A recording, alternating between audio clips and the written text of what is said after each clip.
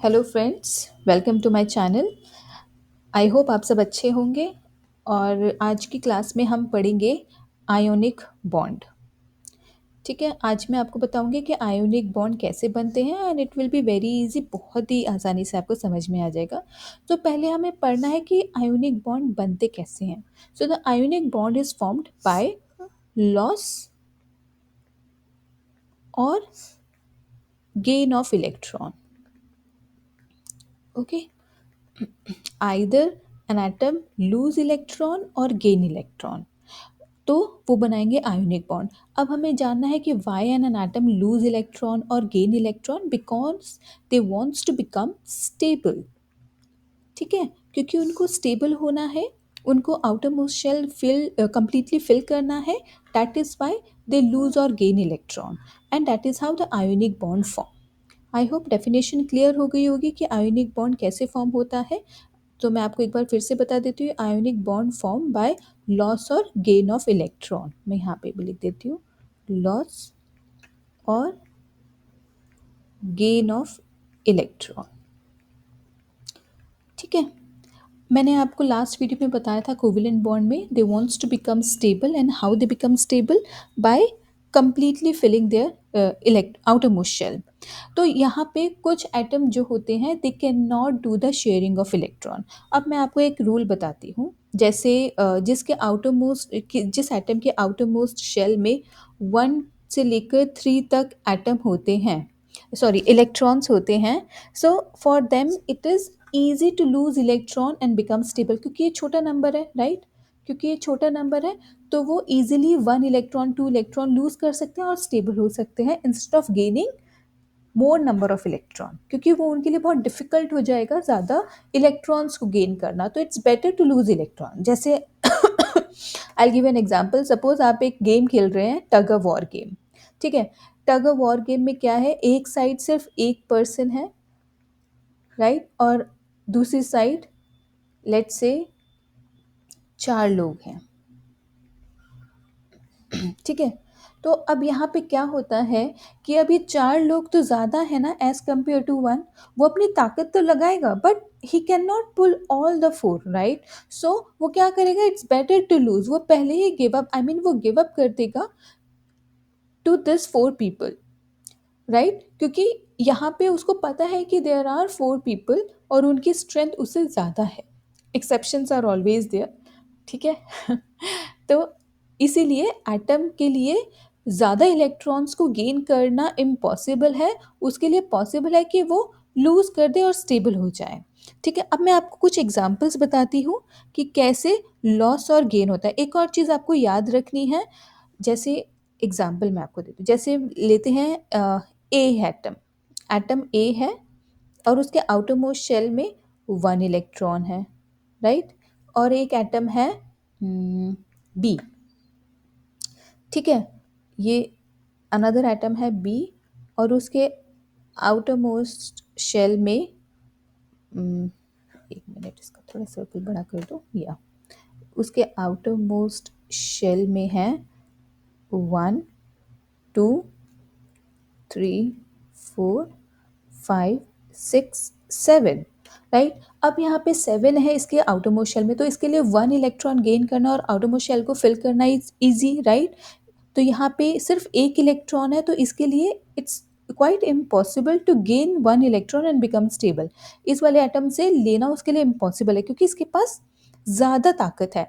तो ए क्या करेगा, A will give the electron to B and become stable, और बी भी स्टेबल हो जाएगा।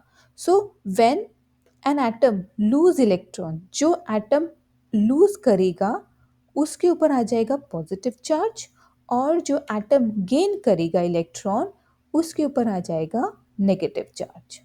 बी ने यहाँ 1 इलेक्ट्रॉन गेन करा तो बी के ऊपर आ जाएगा नेगेटिव चार्ज, राइट। तो इनके चार्जेस चेंज हो जाएंगे क्योंकि यहाँ पे लॉस और गेन ऑफ इलेक्ट्रॉन हो रहा है। जिसने लूज करा उसने अच्छा काम करा, पॉजिटिव हो जाएगा। जिसने गेन करा उसके पास नेगेटिव चार्ज हो जाएगा। आई होप यहाँ तक आपको क्लियर हो गया है। Okay, let's do an example. Late me erase this. अब मैं आपके साथ एक एग्जाम्पल करती हूँ, और बहुत ही common example I will do an example of NaCl, right. तो यहाँ पे मैं करती हूँ NaCl, सोडियम क्लोराइड। ओके, तो आपको पता है सोडियम का एटॉमिक नंबर है 11 एंड क्लोरीन का एटॉमिक नंबर है 17। तो हम इसको इलेक्ट्रॉन में डिस्ट्रीब्यूट करेंगे 2 8 1, एंड क्लोरीन का क्या होगा 2 8 7, राइट। तो आप देख सकते हैं कि क्लोरीन में 1 इलेक्ट्रॉन है, विच इज सॉरी, सोडियम के पास 1 electron in the outer most shell and it needs 7 more electron to become stable. तो ये थोड़ा इम्पॉसिबल नंबर है सोडियम के लिए, and instead of chlorine it has 7 electron, it need only 1 electron, तो थोड़ा इसके लिए पॉसिबल है, राइट। सो अब हम इसका बनाएंगे कि how they will do that. तो Na, मैं सिर्फ इसका आउटर मोस्ट शेल ही ड्रॉ करूंगी, और आउटर मोस्ट शेल में इसके पास कितने हैं 1 इलेक्ट्रॉन। और क्लोरीन मैं यहाँ ड्रॉ करूंगी, क्लोरीन का भी आउटर मोस्ट शेल ही ड्रॉ करूंगी। Sorry for the cough. 1 2 3 4 5 6 7, right. So ये सोडियम क्लोरीन को अपना एक इलेक्ट्रॉन दे देगा and it will become stable. So आपके पास क्या हो जाएगा, अब यहाँ पे देने के बाद ना, तो जब ये सोडियम एक इलेक्ट्रॉन क्लोरीन को दे देगा, तो इसके पास अब ये इलेक्ट्रॉन नहीं रहेगा। अब उसके आउटर मोस्ट शेल जो होगा वो अब 8 का होगा। तो यहाँ पे सोडियम ने दिया, so sodium will have positive charge, और क्लोरीन ने गेन करा, so the chlorine will have negative charge and 1 electron from the sodium. ठीक है, अब इसका एटॉमिक नंबर जो उसके आउटर मोस्ट शेल में है ना, वो चेंज हो जाएगा, क्योंकि इसने एक इलेक्ट्रॉन किससे गेन करा है, सोडियम से। तो यहाँ पे आप क्या लिखेंगे, क्योंकि यहाँ सॉरी ये हो गया नेगेटिव चार्ज, ठीक है। तो यहाँ पे क्या हो गया, अब ये हो जाएगा 2 8 8, क्योंकि इसने एक और इलेक्ट्रॉन गेन कर लिया, and now the outermost shell is completely filled. Okay, so that is how the ionic bond form.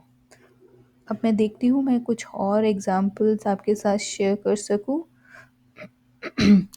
NaCl तो बहुत ही कॉमन एग्जाम्पल है आयोनिक बॉन्ड का। आई मीन बहुत ही कॉमन है ये वाला आप हर जगह देखोगे।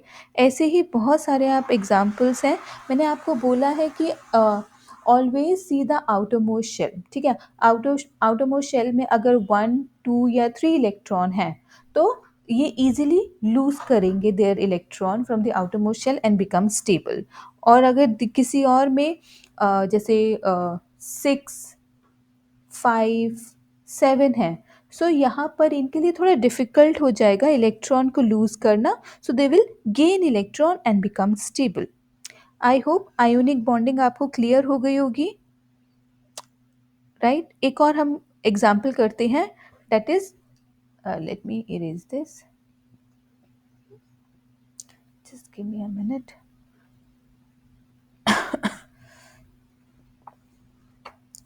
Right, now we will do another example, वो हो जाएगा आपका LiF। लिथियम का एटॉमिक नंबर क्या होता है 3, और फ्लोरीन का कितना होता है बताइए। फ्लोरीन का होगा हाइड्रोजन